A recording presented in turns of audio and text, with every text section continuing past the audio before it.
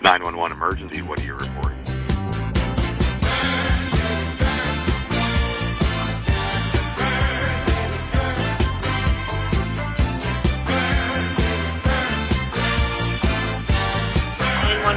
What's your emergency? Hi, everybody. Hey, it's another great episode of We Speak Dispatch. We're right here. We're speaking dispatch.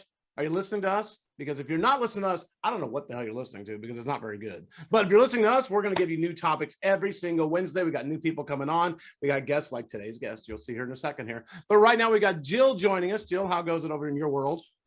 Doing well in my wine cellar. In your wine cellar. And we got Joe down there. Joe, how goes it in your part of the country? It is going awesome. Getting ready for some major sporting events and looking forward to a great day. Great. And we're also looking forward to, we're going to be traveling around the country quite a bit, doing different things. Joe and I are going to be in Texas here pretty quick. So it's one of those things where we're going to be out there spreading the message of talking about We Speak Dispatch. So if you listen to us, please share it with your friends and everything like that. And just a side note, I'll mention this later, but we're on TikTok now, which is very cool. So I'm just saying. All right. So today we're joined by our special guest, Jazzmine. Jazzmine, tell us a little bit about yourself. Hi, I'm Jazzmine DeForest. I'm the dispatch training supervisor. I work for a county office in Southern California, and we dispatch fire, sheriff, and EMS out of our center.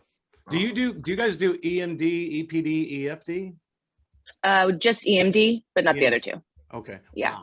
Wow. And so today's topic you wanted to bring up today was talking about dispatching during major like disasters, like hurricanes and things like that. So tell us a little bit about what experience you've had dealing with these things.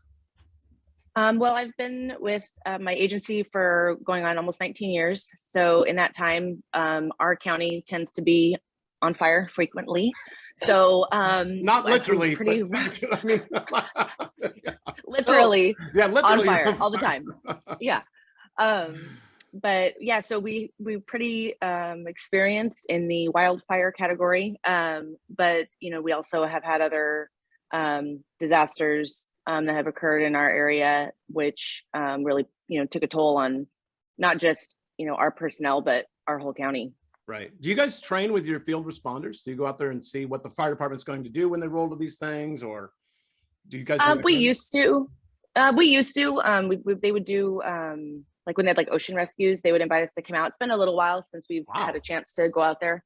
But we do an annual, it's actually, we kind of make it a joke because we used to do annual fire season training. Well, since there's fires 24/7, 365, it's like we don't really have a fire season anymore. Yeah, every day is fire season. So, nice. But they'll come in and do a review of equipment and responses and, more technical stuff. Yeah, one of the things that always amazes me, Doug, when I talk to people that work these wildland fires, all right, I'm from Iowa, so we have more like field fires that can jump highways, and if it starts really catching on fire on a windy day, we got a lot of open areas in our state where fires can jump and move very quickly. But we typically, when calling in, would still have cell phone service in the areas that we're at because of the topographical or whatever layout, where we got some hills and everything else, but we don't have mountains and trees that go way high.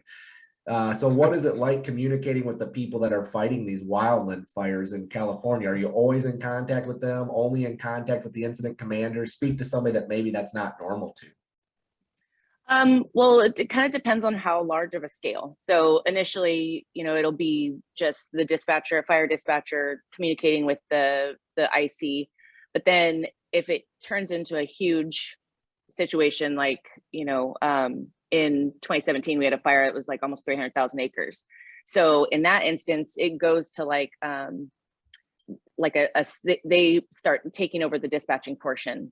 As far as like they have to order equipment and all these other things. So the dispatcher kind of once that initial, once it turns into something huge, then it kind of gets shifted over to, they used to call it expanded dispatch. I don't know if they have a special name for it now, but basically they have these fire captains that take over the ordering and kind of communicating with incident command there. Well, I know that I talked to a dispatch group from CAL FIRE, and they were talking about how they have to keep track of all of the equipment that's going in and coming out. Yes. And I'm like, I can't even imagine how much equipment goes into these things. I mean, it's just crazy. Right. Do you guys go to the scene of dispatching, or do you do it from comm center or what? No, yeah, we just do it from our center. We do have the ability to do tactical dispatching, we call it. There's a couple comm vans that go out in the field, but that's usually used for law enforcement operations, like with a SWAT team. Yeah. Wow. Yeah. It's just so much. Go ahead, Jill. I'm sorry. That was going to be my question. If you had like a tactical van you took out to the fire so that you got like that dispatching out at the center, if it's like for the large fires that you mentioned in 2017, but you don't do that. No. Wow. But do you guys, so I mean, you guys have airplanes, right? Do you have tankers? Yep. Yeah, So there's there's one huge one. And then we also work with, so it's interesting in our county because we have a lot of interaction with other agencies. So we're contracted with the state to provide state land fire protection. So our county has a contract with CAL FIRE. So that way CAL FIRE doesn't have to send they don't have a station in our county. We protect it based on this contract that we have with them. Okay. Yeah. I didn't realize that. Interesting. Yeah. So then that also for us, we just take the call and we put in a call where it's at. Well, we have duty captains that are stationed in dispatch, and they really pinpoint where exactly it is, because depending on if it's state land or local land, that depends on who pays for it. There's also federal land, and then the feds pay for it. So I never thought about the fact that somebody's going to pay for that one way or another, whether it's city, county, state, whatever. Oh my God, what a hassle that is. Holy cow. Yeah, and because we have the forest in our area, the federal forest, then there's also the federal, they have their fire protection there as well. Right. So if it ends up being their fire, it's like, sweet. Feds are putting the bill for this one. I'm out. The other disaster that I want to talk to you about is different from where I'm from does your agency encounter mudslides? Yeah. Unfortunately, yes. Yes. There was a major debris flow in 2018. And that, I think, for us was probably the biggest incident that probably any of us have ever experienced. The freeway was shut down, I think, for like 10 days or so, somewhere around there. It looked like there's only, it was 20 feet of mud. So, and then, we had people who were missing, and, it was the whole scale of everything, because we had just been dealing with the fire prior to, which was almost a 300,000 acre fire, which then it turned into this storm in January. And it was so gnarly. Like it happened about 4:00 in the morning. I worked day shift, but I got a page saying, mudslides, phones are ringing off the hook. If you can come to work, get here. But the freeway's closed. So, okay. I'm going to bicycle in. Yeah. So that was tough, because everyone who worked south of our county couldn't get to work. Oh God. So it took like a couple weeks before they even had like a path carved out. And then like dispatchers would end up like driving to the town just south of where it happened, and then they would get picked up by a black and white who would basically drive them to work so that we could have people show up to work. Wow. So yeah, it was. That's a unique situation. That was a unbelievable time. So let's talk about the impact of dispatch, because you just said it's hard to get people into work. So how many people do you normally have working on a shift on a normal day? What's going on? Normal day. Let's see. Well, we have anywhere from 6 to 8. Okay, so we have 4 radios that have to be covered. Yeah, we have 4 radios that have to be covered during the daytime, because of how busy it is. We like to have 2 people for phones. We have a call taking position, so they can't work a radio, but we only have 1 person in that position right now, so she can't give breaks. So ultimately, you would need, if you only have, 4 people on radio and then 1 call taker who can't cover the radio, then they can't get a break because there's no one to cover. Do you have the capability in your center, and I've been there, but I mean, do you have the capability of your center to bring in extra dispatchers to say, we opening the other positions, we have enough positions, we're going to bring a bunch of people in there? You do have that. Yeah, we do. And actually, during the debris flow time, we got a mutual aid request put in, and we had dispatchers from the UCSB Police Department come over and they were Wow. helping out with, they were helping out with phones. Yeah. Had they been over there and, before this? So they knew what kind of the one of operation them, was.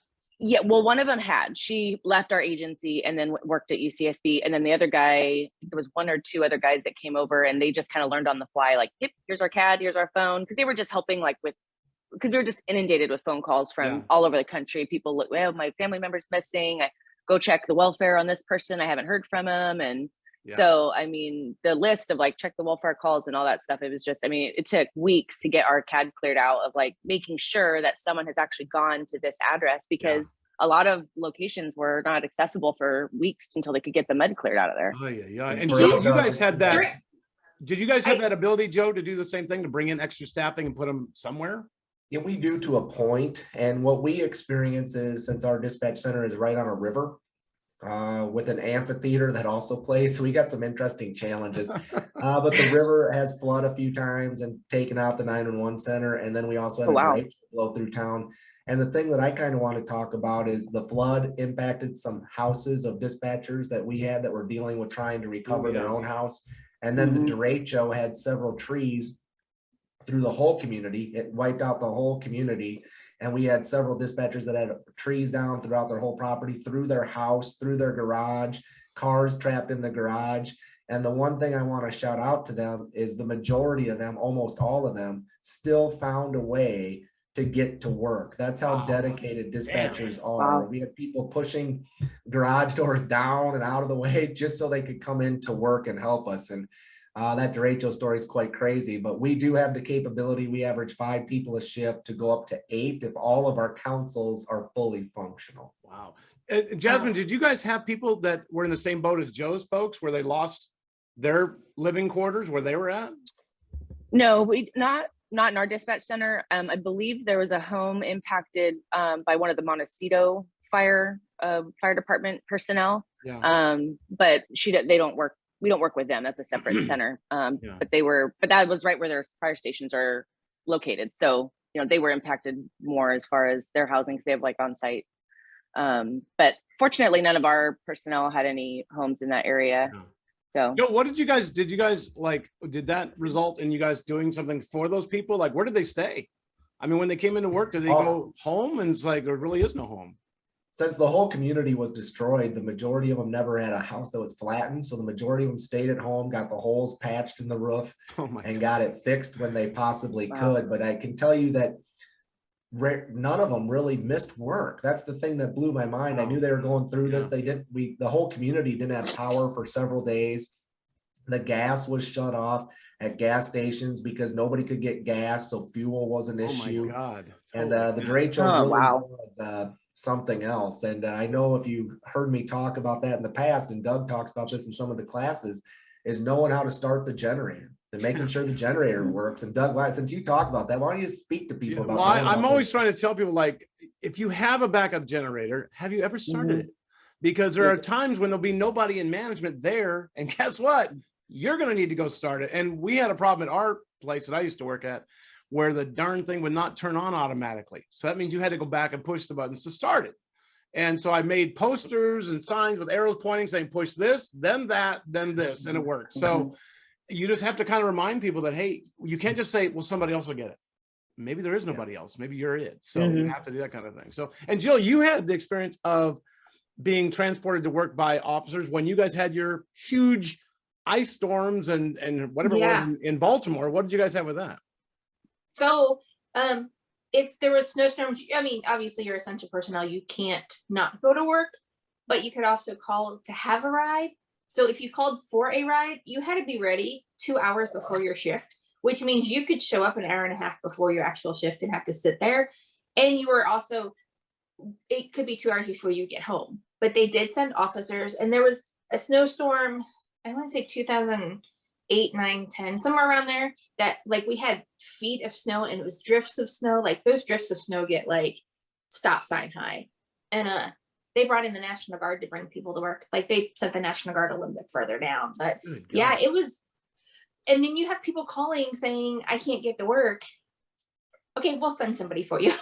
You take a job knowing you're essential, like whether it's a hurricane, a tornado. I've driven to work in hurricanes. I've been at work or in even neighborhoods. earthquakes. I worked in LA during Yeah. some major earthquakes, and it was still like you have to come to work, and I know the freeways collapsed and everything's going on, but you still have to come into work. So, Jazzmine, what did you Yeah. guys learn from that major? I mean, this is what I always try to tell people: when you have the big fires like that, you know what's going to happen next. It's going to rain. Right. That stuff's going to turn into mud now, and it's going to come flying down the hills. So, what did you guys Right. learn from that kind of stuff that you could, go back and tell people like, hey, if this ever happens again, we should be doing this. Mhm. Well, I think mainly we learned about, so we use Everbridge for our emergency notification system. Okay, yeah.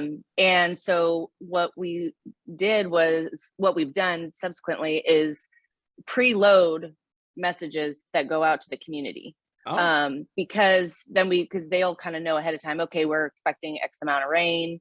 So these areas that are in the burn scar area, they're either mandatorily, or they're either ordered to evacuate, or they are put on a warning. yeah. So, so now and then like after the debris flow too, they changed the terminology. So I've just reverted back to the old language of mandatory, which is gone now.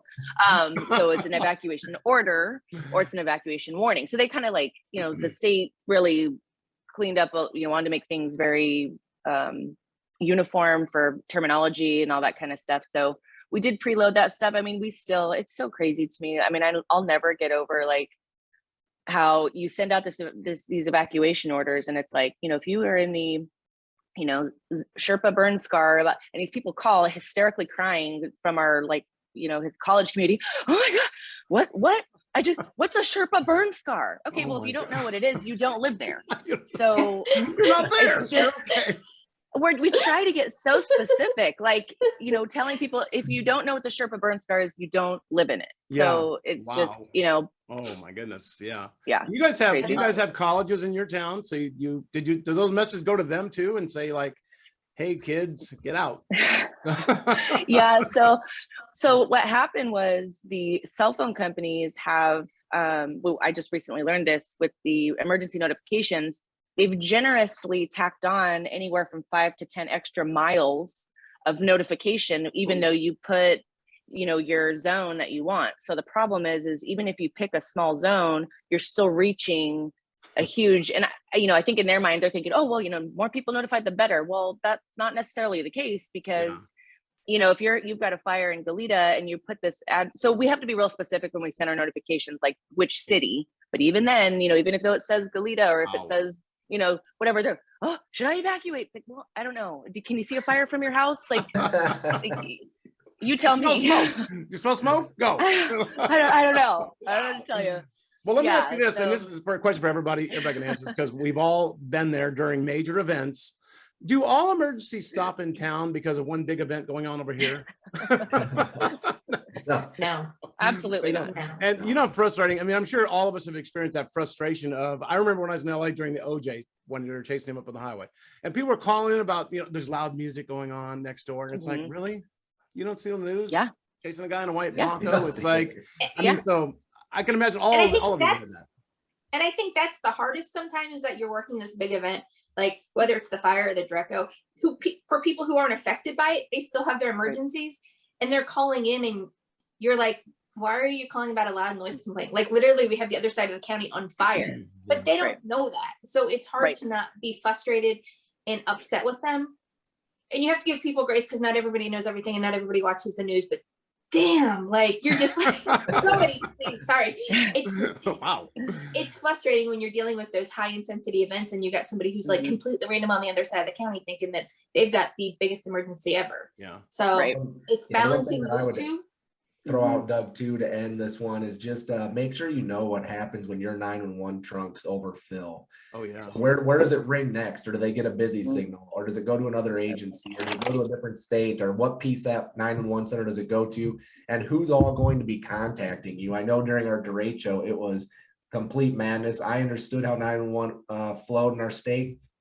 but one of our backup centers called the state because we were inundating so many different agencies, and they made a change to where their calls routed. And all of a sudden I was getting text messages from an agency up in the northeast portion of Iowa that I couldn't understand why they were getting our phone calls. Oh my God. So making sure that you understand what happens when your 911 center is inundated. If you just have unlimited lines, maybe it stays with you, but for those that don't have infinite number of lines, make sure you understand that process flow. Yeah, it's a big one. I mean, it is something to definitely think about with these kind of disasters that we all kind of encounter. So, I think that happened with Virginia. Was it Virginia Tech where the outside agency was getting all these calls and they were transferring it into the school, and the school's lines were inundated and they kept bouncing back and nobody knew what was going on at the time. That's when they had this meeting with that Sunqueat show guy who went in there. Yeah. So, all right. Well, hey, you know what, Jazzmine, we are so thankful that you stopped by to talk about these crazy natural disasters and the impact you had.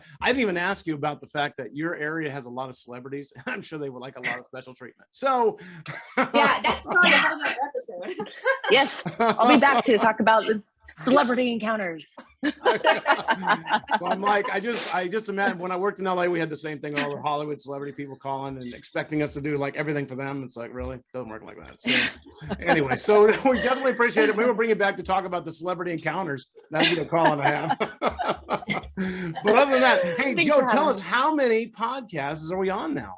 I tell you what, we're over 10,000 plays in over 30 different countries and on every podcast platform you can imagine. And you need to make sure you're listening to us on Facebook, YouTube, Instagram, Twitter, and TikTok, like Doug mentioned, and your favorite podcast platform. We are everywhere. Love that stuff. Look at this globe behind me. Look at this globe behind me. We're in countries on this globe. Some of the countries that we're in right now, I don't understand how they're listening to us, but thank you for joining us on those other countries. So thank you for coming in and letting us talk. And I know we're going to have some guests from other countries coming up in the future. We had the guy from Ireland that Joe knows, and that was a great episode right there. So if you're not listening to us, I don't know what the hell you're listening to. We're the ones that give you all the great information, like what Jazzmine was giving us today. She gave us all that good stuff out there. So other than that, I definitely thank you very much for joining us, Jazzmine. Thanks, Jill. Thanks, Joe. Thank you. Have another great day, everybody. And remember, if you're not listening to We Speak Dispatch, what are you listening to? So see you next time, everybody. Bye. Hi, this is Courtney, and you've been listening to another great episode of We Speak Dispatch, proudly sponsored by our friends at Zybex.